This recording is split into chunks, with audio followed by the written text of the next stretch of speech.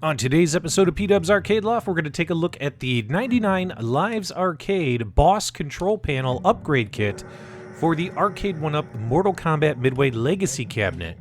Now, is this particular control panel a legit boss, or are there opportunities for improvement? Let's find out.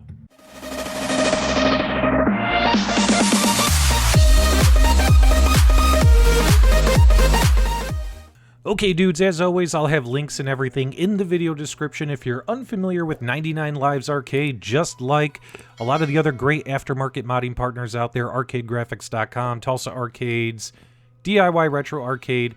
99 Lives Arcade is an aftermarket shop where you can purchase different kinds of control panels and other products to enhance your Arcade1Up experience. The most widely recognized piece of critical feedback for the Arcade1Up Midway Legacy Cabinet was the recessed control deck, the buttons and the sticks all being smashed together closer than the original Wave 1 Mortal Kombat machines, as well as with the addition of ledge gate.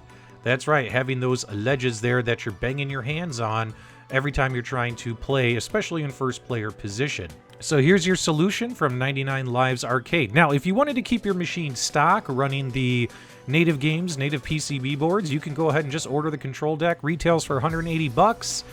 And of course, you can do a whole bunch of different add-ons as you see fit. You can put in some premium controls, micro switches, things like that, or you can go with the cheaper off-brand stuff. Totally up to you as what you want to do, how deep you want to go down the rabbit hole with it. And of course, they also offer a full-blown Raspberry Pi 4 mod kit, including different things you can add on, including graphics for the kick plate and things like that. Now, what I went ahead and I did is I ordered the full boat, paid for out of my own pocket. Wanted to get the maximum package just to see how good of a drop-in kit this really is.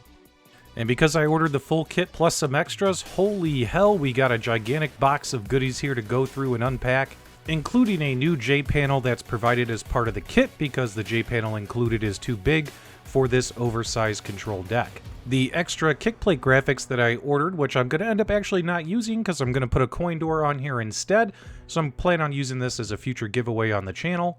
The subwoofer that we're going to install to really make the cabinet rock, as well as to avoid having to use any form of amplifier. That's right, we can do all that through this subwoofer here, as well as use the stock speakers as well with the cabinet.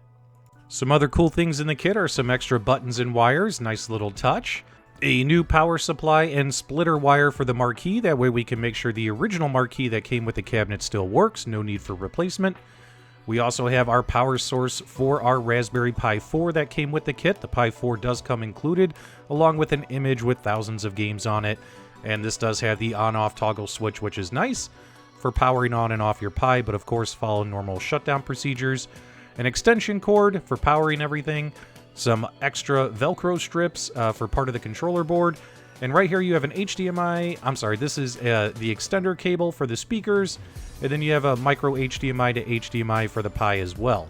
And right here you have the control deck, the control panel. This is the bulk of what you're paying for. Love the Midway and Fatality graphics on the front of the control deck. Love these super thick, high quality plexi underneath the buttons and everything, as well as ridges cut in with special washers and screws you use for installing. Everything looks great.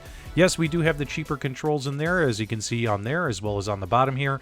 But of course, you could always replace these more high-end or have them do it at 99 Lives Arcade. I could always change these in the future myself for cheaper.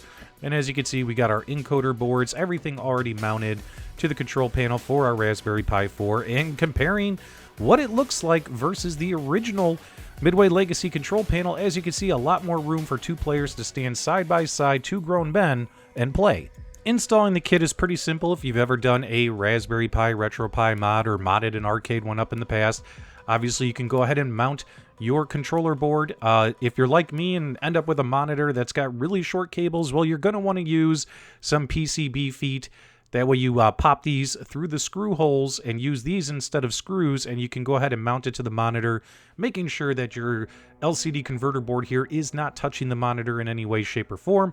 And with the ground wire, you can either ground it to one of the holes on the monitor or to use a bolt-in screw and mount it to the LCD converter board itself. Using the included Velcro strips, you're able to mount that mini controller board right to the wood itself. And since we're going to reuse the stock marquee that came with the Arcade1Up, we're going to use this new power supply provided by 99 Lives Arcade with the kit. Has a nice little splitter wire here in order to reuse the same wires connected to the existing marquee. The existing J panel is just too big to fit this oversized control panel, so by loosening the screws on the sides of the cabinet, we're able to spread the cabinet wide enough to go ahead by loosening all 4 of those screws, able to spread the cabinet wide enough to get that new panel in. There's the new panel. As you can see, it's only about half the size as the original panel, as you can see by the empty slots when they come into focus. My apologies there. Now, mounting the control panel, unfortunately it appears my screw holes were drilled too close to the front of the control deck, because when you mount it with the holes you need to screw them into, we do have a gap in the back, as well as you can see an obvious gap in the front, where now the control panel is unfortunately pushed too far forward. Everything should be flush against the cabinet. I did address this with the folks over at 99 Lives Arcade, and Gregory is going to go ahead and get this fixed for me, but it is a little heartbreaking to see that that error did occur. Because as you can see, even almost lined up perfectly, the control panel looks fantastic. Plenty of room for 2 players. And to go over the final setup, we do have the speaker wire coming in. You're provided an extension wire from 99 Lives Arcade. You just simply run that extension wire down into the subwoofer. If you do go with the subwoofer option, or into your amp, in this case we got it plugged directly into the subwoofer right there, and of course we can adjust the volume of the subwoofer. And then following the cables up, you'll see that the subwoofer cable is plugged into the far right sound port on the LCD converter board. What's really cool about this setup is we'll be able to use the subwoofer and the stock speakers. Right there you have the wire coming down, and that goes into our marquee to make sure we can reuse the marquee. We do have everything plugged into the power strip that came included with the kit, including the Raspberry Pi and all that stuff. Everything's plugged in. Have a couple options here. Can leave the Raspberry Pi switch to on, as well as the subwoofer. Have all the wires coming out of the back of the cabinet with the panel in place, and just use the power on-off switch on the extension cable in order to power everything on. Clicking that button right there after you do clean shutdowns. Or can go ahead and get that extension cable and all those plugs put on the inside and install an EMI filter. That way everything is hidden inside of the cabinet, and you can use the on-off switch on the filter. That's probably the way I'm going to go when I'm done. But before we go that far, we got to make sure everything works. So I went ahead and I hit that switch on the extension cord, make sure everything powers on. And sure enough, we have the volume cranked up. And of course, you might say, well, what about your volume switch? Well, if you're using a Raspberry Pi 4 image like this one, you can easily go into the audio settings and you could adjust the volume up and down on the HDMI source for the Raspberry Pi. You could adjust the volume that way, as well as the volume on the subwoofer inside the cabinet, etc.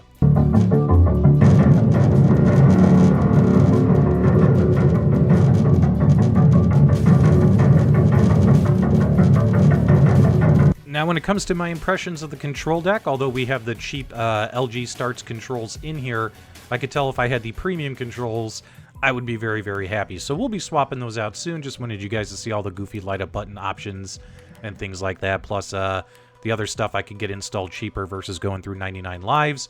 Of course, with any Raspberry Pi image, depending on your button layout, you do have to map your buttons. The buttons will come pre-mapped, but also it depends on the game you're playing. This particular Raspberry Pi 4 image has got thousands of games from dozens and dozens of systems.